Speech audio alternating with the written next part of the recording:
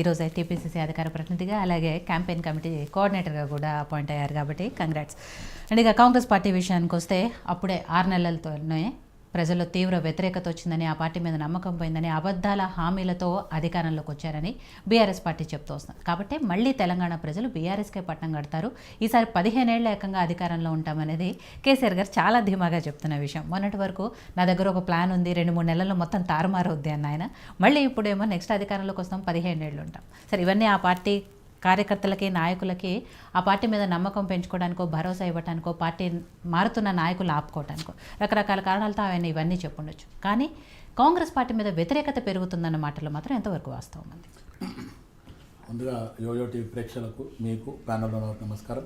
విషయం చెప్పినందుకు మీకు కూడా థ్యాంక్స్. అయితే ఒకటేమంటే విజిత గారు, ఈడ బీఆర్ఎస్ వాళ్ళు అధికారం కోల్పోయిన తర్వాత వాళ్ళు నిజంగా కూడా ఈరోజు కూడా తట్టుకోలేని పరిస్థితిలో ఉన్నారు. రెండోది ఇంకొకటి ఏమంటే, వాళ్ళు ఇంకా కూడా మేము అధికారంలోనే ఉన్నామనే ధీమాతోనే మాట్లాడుతున్నారు తప్ప అటు షాడో ముఖ్యమంత్రి గతంలో కేటీఆర్ అయినా సరే, ఇప్పుడున్న ప్రస్తుత ముఖ్యమంత్రి, ఫామ్ హౌస్ ముఖ్యమంత్రి కూడా అలాగనే మాట్లాడడం మొదలైంది. అయితే ఇప్పుడు ప్రస్తుతానికి వాళ్ళకి ఏమైపోయిందంటే, మీరు నేర్పిన విద్య నీరజాక్ష అన్నట్టు గతంలో నువ్వు చేసిన తప్పిదం అది అలవాటుగా మారిపోయింది. గతంలో బలవంతంగా నయాన భయాన ఇచ్చి నువ్వు పార్టీలకు మార్చిపించుకున్న రోజులు ఉన్నాయి. కానీ ఈరోజు కాంగ్రెస్ పార్టీకి వాళ్ళు ఖచ్చితంగా మేము గతంలో ఆ 9.5 సంవత్సరాలలో ఒక నియంత పాలనలో ఉన్నాము, కనీసం మేము ముఖ్యమంత్రిని కలవాలంటే కూడా కలవలేని పరిస్థితిలో ఉండే అనే ఒక ఉద్దేశంతో వాళ్ళందరూ కూడా ఈరోజు కాంగ్రెస్ పార్టీలో చేరుతామని పక్కన కూర్చొని ఒక 6 to 7 అవర్స్ ఎంజాయ్ చేసే కేకేనే ఈరోజు కేసీఆర్ నిలబెట్టి పోయిండు అంటే వాళ్ళు స్వయాన బయటకు వచ్చి చెప్పడం జరుగుతుంది. ఎవరి మాట వినడు, మొత్తానికి మొండి వైఖరి అనేది. ఇప్పుడు అటువంటి వ్యక్తి ఈరోజు కేటీఆర్కైనా కేసీఆర్కైనా వాళ్ళ మంత్రులకైనా మొత్తానికి వాళ్ళు ఎట్లా దాచుకోవాలో, ఎట్లా దోచుకోవాలనేదే ఆ 9.5 సంవత్సరాలలో చేసింది. ప్రజలకు అన్ని శాంపిల్ పీస్ లాగా ఇవ్వడం జరిగింది. ఏదైనా దళిత బంధు అన్నారు, దళిత బంధులో కమిషన్ తీసుకున్నారు. అటు కాళేశ్వరం అన్నారు, కమిషన్. ఇప్పుడు ఇంతకుముందు దత్తాత్రేయ చెప్పినట్టు చెరువులు పూడిక అని చెప్పి చెరువుల పేరు చెప్తే తెలంగాణ ఇచ్చినప్పుడు ఎన్నో చెరువులు ఉన్నాయి, ఈరోజు ఎన్ని చెరువులు ఈరోజు కబ్జా అయినాయి అనేది ఒక్కసారి వాళ్ళని వైట్ పేపర్ రిలీజ్ చేయమని చెప్పండి. ఈవెన్ దత్తాత్రేయ అయినా సరే, కేసీఆర్ అయినా సరే, లేకపోతే కేటీఆర్ అయినా సరే. ఈరోజు లైవ్గా మనమే చూసినాం. సూరారం చెరువుని మొత్తానికి మల్లారెడ్డి కబ్జా చేసిండు, దాని మీద కేసులు పడుతున్నాయి. కాంగ్రెస్ పార్టీ ప్రభుత్వం వచ్చినాక వీటిని కూలగొట్టడం కూడా జరిగింది. కానీ ఈరోజు కూడా మొండి వైఖరి.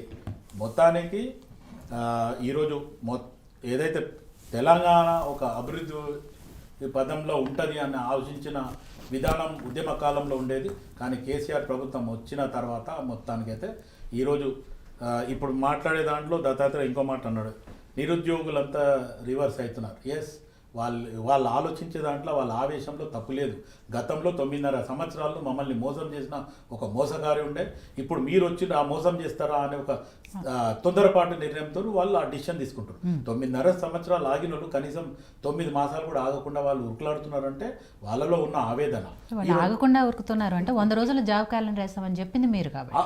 అయితే విజిత గారు ఇప్పుడు ఆల్రెడీ ఏమంటే మొత్తానికి కాంగ్రెస్ పార్టీ వచ్చిన తర్వాత అధికారంలోకి వచ్చినాక ప్రతి శాఖలో, ప్రతి మంత్రిత్వ శాఖలో రివ్యూ మీటింగ్ చేసి ప్రజలకు ఓపెన్గా చెప్పడం జరిగింది, ఏ శాఖలో ఏమేమి చేసిండ్రు అనేది ప్రజలకు అందరికీ తెలుసు. మొత్తానికి అదొక్కటే కాకుండా ఈరోజు ఖజానా ఖాళీ మీదికని ఏదైతే ఎంపీ ఎలక్షన్స్ వచ్చి, పార్లమెంట్ ఎలక్షన్స్ వచ్చి, కోడ్ ఆఫ్ కండక్ట్ అక్కడ కూడా కొంచెం టైం తీసుకుంది. ఆ తర్వాత ఇప్పుడు ఈరోజు ఖచ్చితంగా 2 లక్షల రుణమాఫీ అన్నారు. అక్కడ 2 లక్షల రుణమాఫీకి హరీష్ రావు మన ఛాలెంజ్ చేసిండ్రు. ఈరోజు మన యోయో లైవ్ నుంచి కూడా హరీష్ రావుకి ఏదైతే స్పీకర్ ఫార్మేట్లో మీరు రాజీనామా రెడీ పెట్టుకోమని చెప్తున్నాం. ఆగస్టు లోపల రుణమాఫీ చేస్తామని ముఖ్యమంత్రి లేకపోతే మంత్రివర్గం కానీ కాంగ్రెస్ పార్టీ అధికారం ఖచ్చితంగా చెప్తుంది. మీరు స్పీకర్ ఫార్మేట్లో రెడీ పెట్టండి, మళ్ళీ దానికి లొస్కులు పెట్టొద్దు. 6 గ్యారెంటీలు అది దాని ముందు ఏం మాట్లాడినావు, 2 లక్షలు ఏదైతే రుణమాఫీ చేస్తే నేను రాజీనామా చేస్తా అని చెప్పి అమరవీరుల స్థూపం దగ్గర గతంలో వీళ్ళు అధికారంలో ఉన్నప్పుడు ప్రజలని ఎవరు కానలేదు, ఎవరికి అపాయింట్మెంట్ చేయలేదు.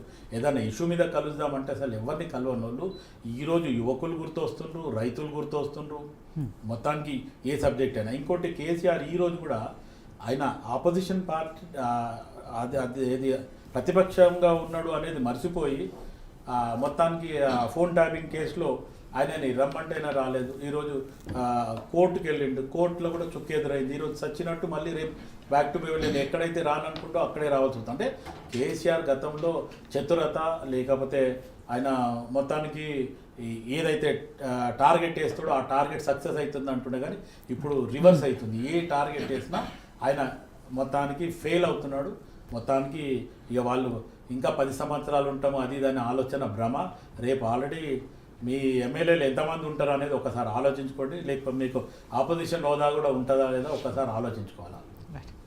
శ్రీవర్ధన్ గారు, ఇక్కడ బీజేపీ మొన్నటి వరకు అంటే మొన్న జరిగిన అసెంబ్లీ ఎలక్షన్స్లో బీసీ ముఖ్యమంత్రి నినాదం తీసుకున్నాం, అధికారంలోకి వస్తాము అని చెప్పారు. సరే ఫలితాలు ఎలా వచ్చాయి అంటే అందరం చూసాం. బట్ నెక్స్ట్ టైం ఈసారి 8 ఎమ్మెల్యే అండ్ 8 ఎంపీ వచ్చాయి కాబట్టి నెక్స్ట్ టైంకి మొత్తం 88 స్థానాలతో అధికారంలోకి వస్తామని బీజేపీ నాయకులు ఒకవైపు చెప్తున్నారు. కానీ కేసీఆర్ గారు మళ్ళీ మేమే అధికారంలోకి వస్తాం, 15 ఏళ్ళు ఉంటాము అని చెప్తున్నారు. సో ఎవరు అధికారంలోకి వస్తారు? ఇంకా 5 ఏళ్ళ టైం ఉంది యాక్చువల్లీ.